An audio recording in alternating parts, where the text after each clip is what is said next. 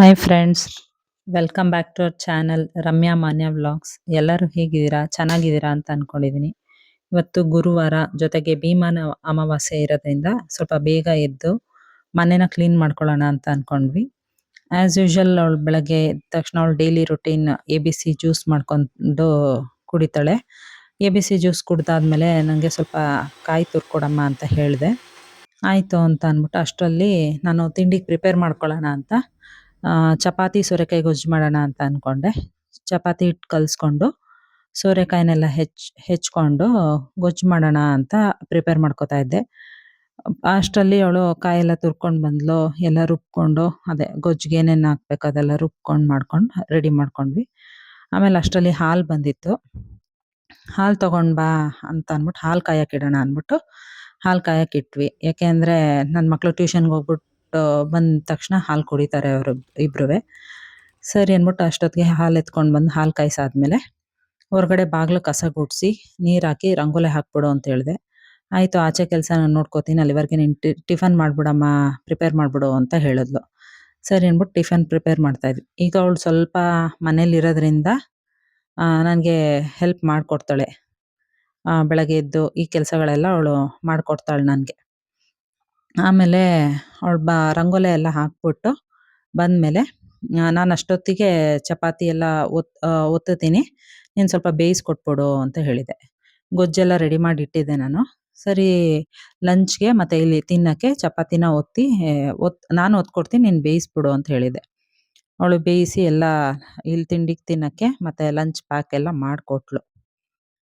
ಚಿರಂತೂ ತಿಂಡಿ ತಿಂದ್ಕೊಂಡು ಸ್ಕೂಲ್ಗೆ ಹೊರಟರು. ಅಷ್ಟೊತ್ತಿಗೆ ಮನೆ ಕಸ ಗುಡಿಸ್ಕೊಂಡು ಒರೆಸ್ಕೊಂಡು ಎಲ್ಲ ಕ್ಲೀನ್ ಮಾಡ್ಕೊಂಡ್ಳು. ಮನೇಲಿ ಮೇಡ್ ಬರ್ತಾರೆ, ಬಟ್ ಅವ್ರು ನಿಧಾನ ಬರೋದು, ಅಷ್ಟರಲ್ಲಿ ನಾವು ಮಾಡ್ಕೋತೀವಿ. ಓಕೆ, ಫ್ರೆಶ್ ಅಪ್ ಆದೆ ಇವಾಗ.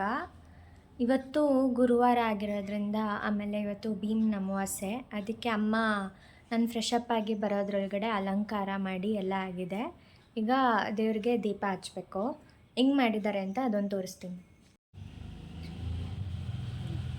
ಅದು ನಮ್ಮ ಮನೆ ದೇವರು ಯಡಿಯೂರು ಸಿದ್ಧಲಿಂಗೇಶ್ವರ.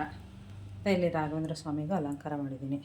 ಮತ್ತು ಅಲ್ಲಿ ಒಂದು ಉಮಾಮಹೇಶ್ವರನ ಫೋಟೋ ಮತ್ತು ಕಳಶ. ನಮ್ಮ ಮನೆ ಪದ್ಧತಿಲಿ ಒಂದು ಕಳಶ, ಅದ್ರ ಪಕ್ಕ ದೀಪ ಇಟ್ಟು 5 ಎಳೆ ನೂಲು ಸುತ್ತಬೇಕು. ಆಮೇಲೆ ಈಶ್ವರ ಮತ್ತು ಗೌರಿ ಇಟ್ಟಿದ್ದೀನಿ. ಇಲ್ಲಿ ಎಲ್ಲ ಅಲಂಕಾರ ಆಗಿದೆ. ಈಗ ದೀಪ ಹಚ್ಚಿ ಪೂಜೆ ಮಾಡಬೇಕು. ಎಲ್ಲ ರೆಡಿ ಮಾಡಿ ಇಟ್ಕೊಂಡಿದ್ದೀನಿ, ನಿಮ್ಮ ಬರಲಿ ಒಟ್ಟಿಗೆ ಪೂಜೆ ಮಾಡೋಣ ಅಂತ.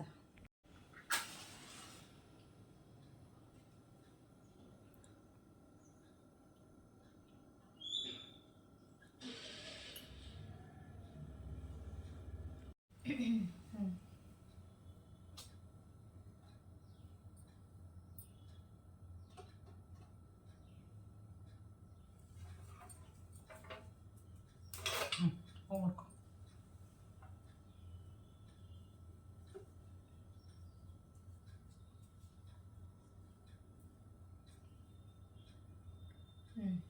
ಸಾಕು. ಏನಿದು ಕಂಕಣ? ಕಂಕಣ ಕಟ್ತಾ ಇದ್ದಾರೆ ಇವಾಗ. ಎಳೆ ದೇವ್ರ ಹೆಸರು ಹೇಳಿ ಎಳೆ ಕಟ್ಕೊಳ್ಳೋದು.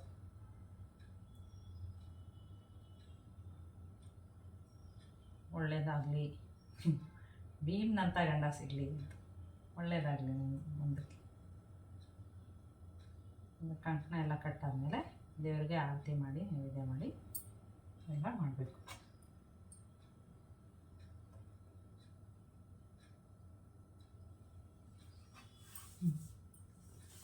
ಇದು ಅಕ್ಷತೆ ಅಲ್ಲಿ ಹಿಂದೆ ಇದೆ.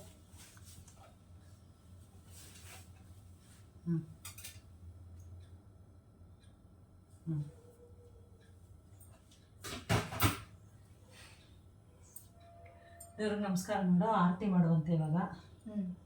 ಆಯಿತಾ? ಎಲ್ಲ ಆಗಿದೆ ಇವಾಗ, ಪೂಜೆ ಎಲ್ಲ ಆಗಿದೆ.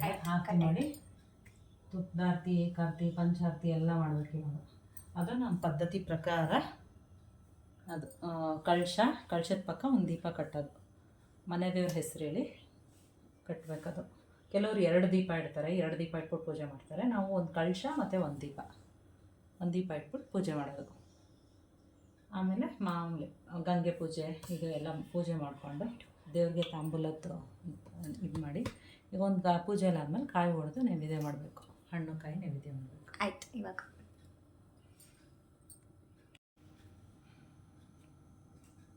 ಫಸ್ಟು ಮನೆ ದೇವ್ರಿಗೆ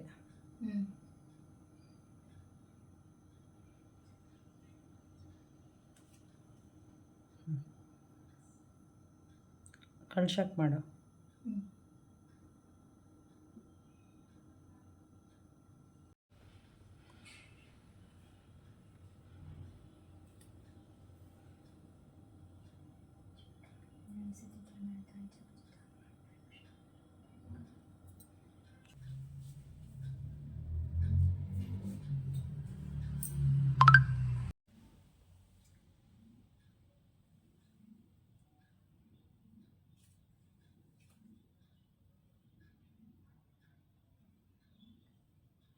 ಓಕೆ, ಇವಾಗ ಪೂಜೆ ಎಲ್ಲ ಆಯಿತು.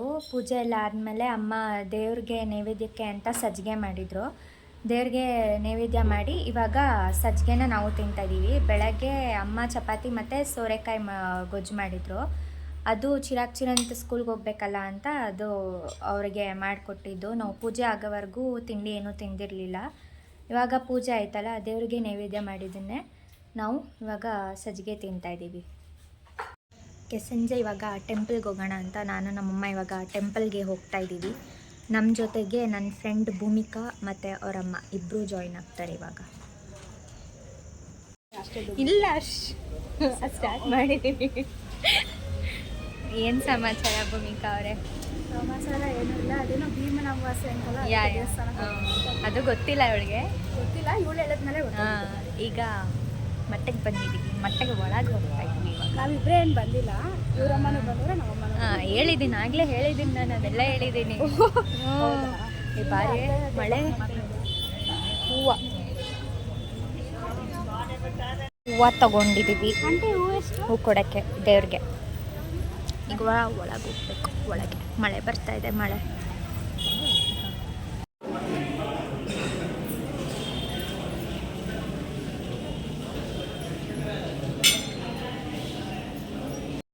ಈಗ ಪ್ರಸಾದಕ್ಕೆ ವೆಯ್ಟಿಂಗ್ ಮಾಡ್ತಾ ಇದ್ದೀವಿ.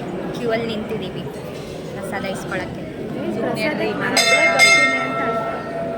ಏನೇನು ನಾನು ಒಬ್ಬಳೇ ಪ್ರಸಾದಕ್ಕೆ ಬರ್ತೀನಿ ಅಂತ ಅಂದ್ಕೊಂಡಿದ್ದೆ. ನಿಜ ಗೊತ್ತಿಲ್ಲ, ಈ ಪ್ರಸಾದಕ್ಕೋಸ್ಕರ ಇಷ್ಟೊಂದು ಕ್ಯೂ ಇರುತ್ತೆ. ಈ ಅಫ್ಕೋರ್ಸ್ ಇರುತ್ತೆ. ಓ, ಇಲ್ಲೇ ಇರುತ್ತಾ? ನಾನು ಯಾವಾಗಲೂ ದೇವಸ್ಥಾನಕ್ಕೆ ಬರೋ ಪ್ರಸಾದಕ್ಕೋಸ್ಕರ.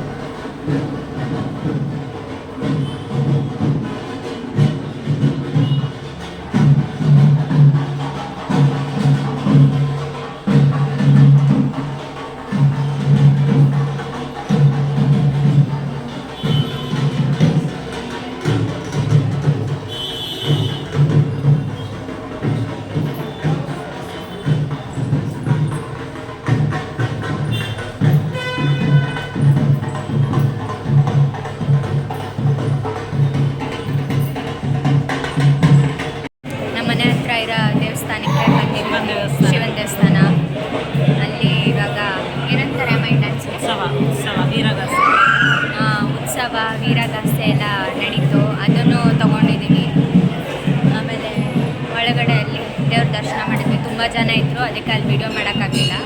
ಈಗ ಸ್ವಲ್ಪ ಹೊತ್ತು ಕೂತ್ಕೊಳ್ಳೋಣ ಅಂತ ಕೂತಿದ್ದೀವಿ. ಓಕೆ ಗೈಸ್, ನಾನು ಈ ವ್ಲಾಗ್ನ ಇಲ್ಲಿಗೆ ಎಂಡ್ ಮಾಡ್ತೀನಿ. ನಾವು ಅಲ್ಲಿ ಎಲ್ಲ ದೇವ್ರನ್ನೆಲ್ಲ ನೋಡಿಕೊಂಡು ಹಂಗೆ ಅಲ್ಲೇ ಪ್ರಸಾದ ತಿಂದ್ಕೊಂಡು ಇವಾಗ ಮನೆಗೆ ಬಂದ್ವಿ. ಫುಲ್ ಸುಸ್ತಾಗೋಯ್ತು ಮಾತ್ರ, ಸಖತ್ ಜನ ಇದ್ದರು. ಅದಕ್ಕೆ ಅಲ್ಲಿ ವಿಡಿಯೋ ಮಾಡೋಕ್ಕಾಗಲಿಲ್ಲ. ಎಷ್ಟಾಯಿತೋ ಅಷ್ಟು ವಿಡಿಯೋ ಮಾಡ್ಕೊಂಡಿದ್ದೀನಿ. ಐ ಹೋಪ್ ನಿಮಗೆ ವಿಡಿಯೋ ಇಷ್ಟ ಆಗಿದೆ ಅಂದ್ಕೊಂಡಿದ್ದೀನಿ. ಪ್ಲೀಸ್ ನಮ್ಮ ಚಾನಲ್ನ ಸಬ್ಸ್ಕ್ರೈಬ್ ಮಾಡಿ, ಲೈಕ್ ಮಾಡಿ ಮತ್ತು ಶೇರ್ ಮಾಡಿ. ಬಾಯ್.